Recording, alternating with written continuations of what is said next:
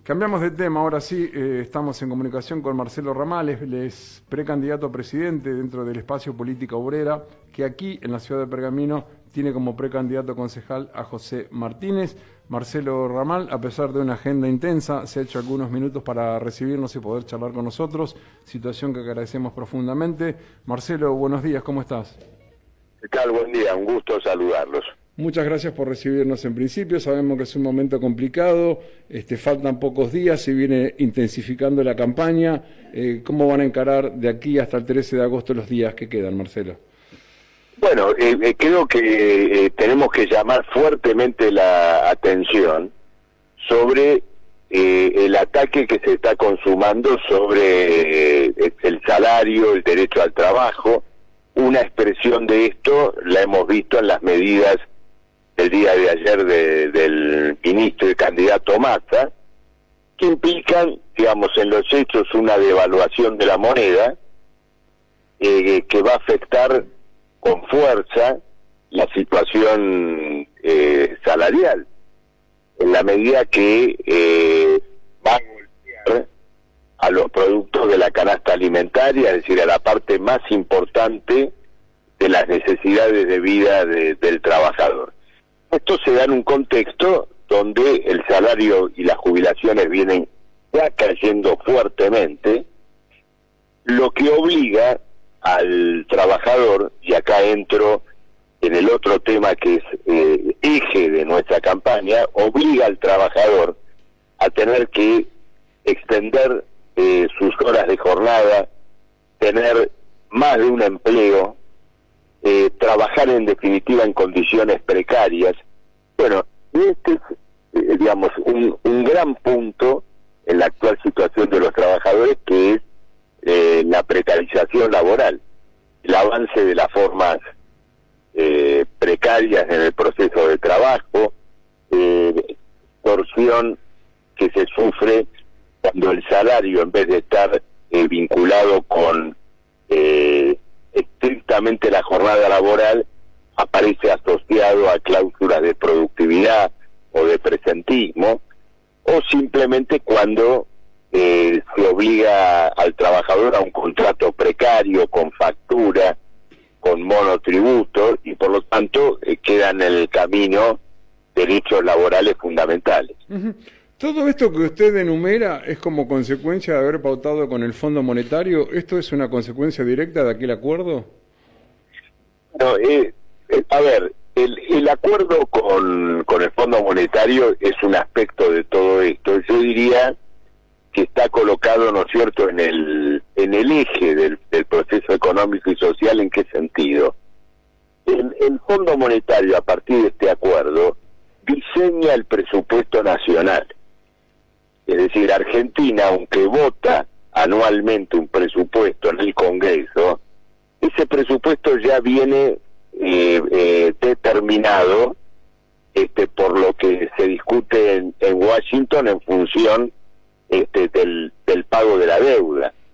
No tenemos que olvidar que el FMI no solamente actúa sobre la Argentina por ser acreedor de la Argentina, porque la Argentina le debe dinero. El FMI además es una especie de auditor general de toda la deuda argentina, en la medida que sus países miembros son aquellos donde están radicados los fondos internacionales que le han prestado muchísimo dinero a la Argentina, incluso mucho más dinero que el propio FMI le ha prestado.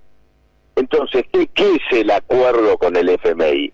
Bueno, es el diseño de toda la política económica y social que garantice el pago de la deuda pública a los organismos internacionales y a los fondos internacionales privados. Esto es lo que se conoce como el sistema internacional de la deuda, que transforma a los países endeudados en una especie de contribuyentes vitalicios de los fondos internacionales. Uh-huh.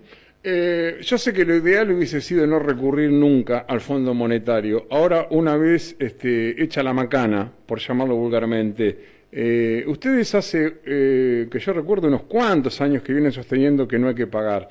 ¿Cuáles serían las consecuencias de no pagarle más al fondo, o al menos de pagarle cuando se pueda y cómo se pueda?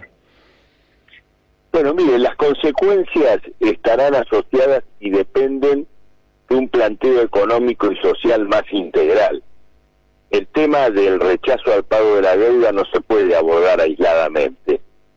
Exige que un gobierno responsable ante la mayoría trabajadora tome todos los resortes de la economía, asuma la centralización del comercio exterior, del movimiento de la banca, y sobre esa base, bueno, concentre el ahorro nacional, asegurando todo lo que debe asegurar. Por ejemplo, el comercio exterior, el abastecimiento de importaciones.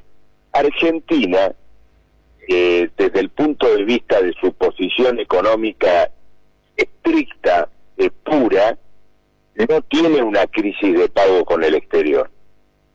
Hasta en las peores condiciones, como es la actual sequía, Argentina reúne un superávit comercial. Y por lo tanto, sus problemas externos están exclusivamente asociados a la hipoteca de la deuda. Uh-huh. Claro, se vende como meritorio que subieron algunas acciones, que los bonos también se han despegado un poco, digo, pero al tipo común eso mucho no le importa, ¿no? La sigue pasando mal, incluso hay gente que aún con trabajo pasa hambre. Digo, son cuestiones macroeconómicas que la verdad que mientras que se definan, mientras tanto, hay gente que literalmente no come en este país. Digo, no sé hasta dónde se puede soportar esto. Sí, por supuesto, y estas medidas van a agravar esa situación. Ahora, respecto de esto que, digamos, usted señalaba de la suba de las acciones, bueno, es un dato muy significativo. ¿Por qué? Porque cuando suben las acciones de las empresas privadas, es porque los beneficios que arrojan sus balances, o los que se esperan, son muy importantes. Entonces, naturalmente, como esa acción va a rendir dividendos altos, hay inversores que están dispuestos a comprarla. ¿Qué quiere decir eso? Que el gran capital argentino, las grandes empresas agroalimentarias, energéticas y demás, están cosechando beneficios muy importantes. Uh-huh. Esta es la contracara de todo lo que usted decía, la precarización laboral, los salarios que no alcanzan, la reactivación económica que tuvo lugar después de la pandemia, se llevó adelante sobre una inmensa degradación del trabajo y del salario. ¿Qué tal? Buen día, Juan Cuserino lo saluda. ¿Qué tal? Buen día, Juan Cruz. ¿Cómo es o cuál es la solución para la Argentina que se viene entonces? Para nuestro partido, para Política Obrera, la cuestión pasa esencialmente por lo siguiente. Hay que dar vuelta a las prioridades nacionales de organizar la sociedad, la economía, a partir del interés de la mayoría que trabaja. Esto significa asegurar un salario que cubra la canasta familiar, asegurar el derecho al trabajo, trabajo con convenio, trabajo con derechos, y sobre esa base reconsiderar y reordenar todo lo que viene por detrás. Las empresas que digan que no pueden pagar ese salario, que abran sus cuentas, que exhiban sus costos. Si el trabajador exhibe sus propios costos de vida, y no le es reconocido, que las empresas lo hagan y pongan de manifiesto, en ese caso lo deberían de hacer, las ganancias extraordinarias que vienen cosechando justamente, y entre otros factores, a partir de los bajos salarios. Sobre esta base, sobre la base además de la impugnación de la deuda usuraria, bueno, hay condiciones para un reordenamiento económico que coloque en otra posición indudablemente a la clase obrera. Uh-huh. ¿No siente que va un poquito en este momento de la historia argentina contra la corriente? Digo, es un momento donde la gente por ahí pide, o las encuestas al menos muestran eso, ¿no? Menos intervención del Estado, menos impuestos. ¿Cómo se hace para aplicar políticas intervencionistas en medio de ese marco? Bueno, yo creo que la política actual es profundamente intervencionista. El intervencionismo actual ha llegado a niveles tales que el Banco Central interviene en el mercado de deuda para comprar títulos de la deuda en pesos cuando caen de valor. Ahora, fíjese qué interesante. Los liberales no critican ese intervencionismo. Yo no escuché a ninguno. No lo escuché a Milei, ni escuché a ningún libertario denunciando que el Banco Central rescata a los acreedores de la deuda pública. Entonces, esa antinomia, intervencionismo versus no intervencionismo, no es real. Los promercados de la actualidad son intervencionistas a favor del capital y liberales cuando se trata del trabajo. Es decir, que el especulador de la deuda tenga la muleta del Banco Central y que el trabajador vaya a laburar sin ningún tipo, ¿no es cierto?, de derecho. Entonces, no existe la antinomia intervencionismo, no intervencionismo. Lo que existe es una antinomia entre el capital y el trabajo. Los que están ahora son fuertemente intervencionistas a favor del capital, y los que miran eso desde el supuesto liberalismo se callan la boca frente a ese intervencionismo favorable al capital. Nosotros somos partidarios no de un estatismo que rescate al capital, sino de un Estado que, al ser gobernado por los trabajadores, sería el Estado más barato, menos burocrático y menos oneroso que conoció la historia. Ahora, si estoy contra la corriente, no me hago ningún problema. Le puedo asegurar que no existe ninguna preocupación, porque no existió ningún movimiento transformador en la historia argentina y mundial que no estuviera contra la corriente.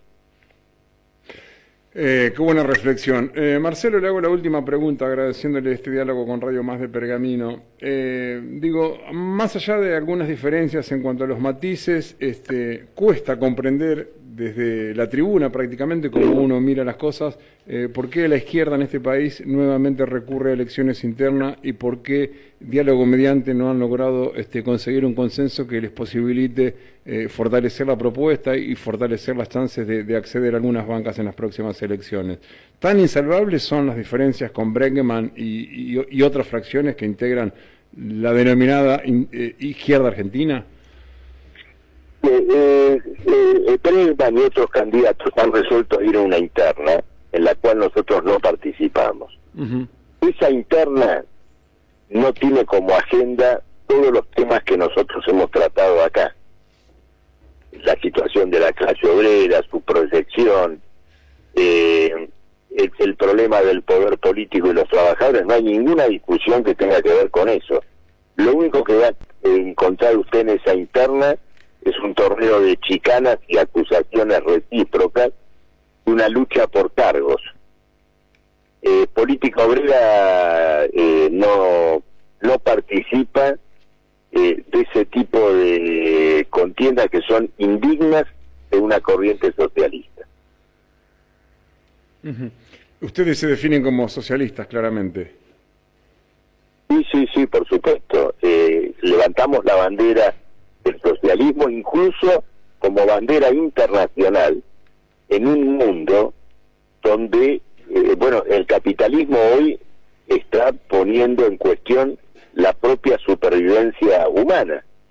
Por un lado, con una guerra cuya proyección puede tener implicancias nucleares, y por otro lado, con una catástrofe ambiental que ya está dando síntomas poderosos de poner en peligro la supervivencia humana del planeta.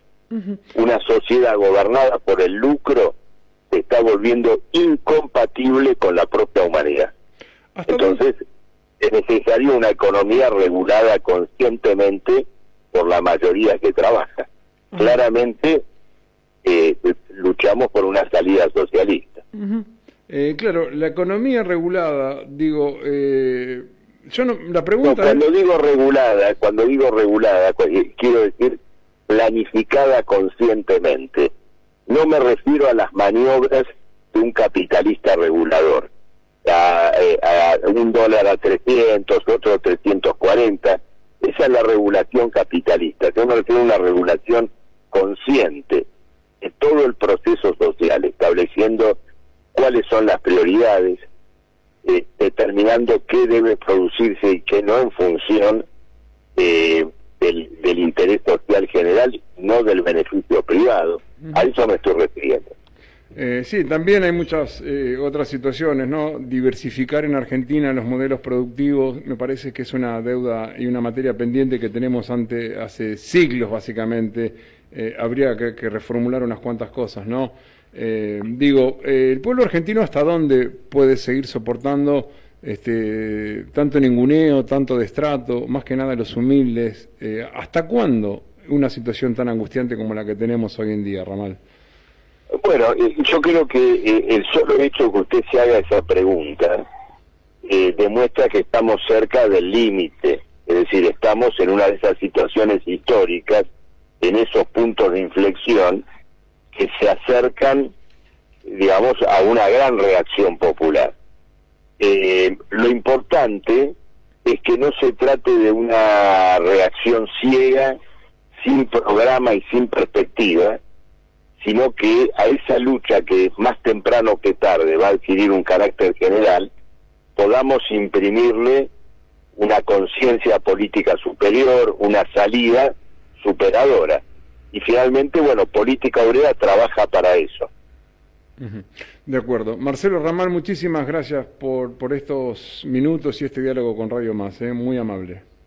Muchísimas gracias y les recuerdo entonces que somos la lista 92 de Política Obrera, que encabeza quien les habla, Marcelo Ramal. Muchas gracias por el espacio. No, buen día, gracias a usted. Adiós. Bien, charlábamos con Marcelo Ramal, él es precandidato a presidente dentro del espacio Política Obrera, espacio que también tiene presencia en la ciudad de Pergamino, y cuyo precandidato a intendente sería José Martínez, o es mejor dicho José Martínez, alguien con quien seguramente vamos a hablar antes del 13 de agosto. Marcelo Ramal, un histórico dirigente de la izquierda argentina, entre muchas otras cosas, haciendo un diagnóstico muy pero muy interesante y también al final de la nota explicando algunas diferencias sustanciales sobre el por qué la izquierda no va unida, ¿no? Recibí el resumen diario de politicaobrera.com en tu celular. Es fácil y es gratis. Agenda +54 911 73 60 08 17 y mandanos un WhatsApp. Listo. Ahora vas a recibir diariamente nuestro resumen con la situación nacional e internacional y las luchas del movimiento obrero desde una perspectiva socialista. politicaobrera.com